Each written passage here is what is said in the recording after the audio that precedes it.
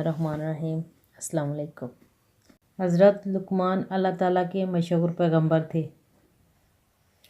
آپ کا ذکر قرآن مجید میں بھی آیا ہے۔ اللہ تعالیٰ نے آپ کو حکمت اور دانائی سے نوازا تھا۔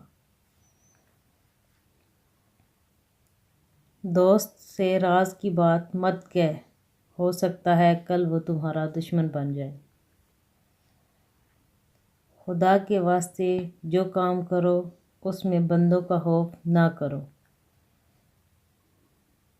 جس نعمت میں شکر ہے اس کو زوال نہیں ہے، جس نعمت میں کفران ہے اس میں بقا نہیں۔ دوستی حق کو سرمایہ نجات خیال کر کے بغیر سرمایہ کچھ فائدہ نہ ہوگا۔ کمینوں کے مقابلے میں خاموش رہا کرو۔ جاہل لوگوں سے کم مل ورنہ وہ تجھے بھی جاہل بنا دیں گے۔ موت کو ہر وقت پیش نظر رکھو اور مصائب دنیا کو سہل خیال کرو۔ زیادہ سنو اور کم بولو۔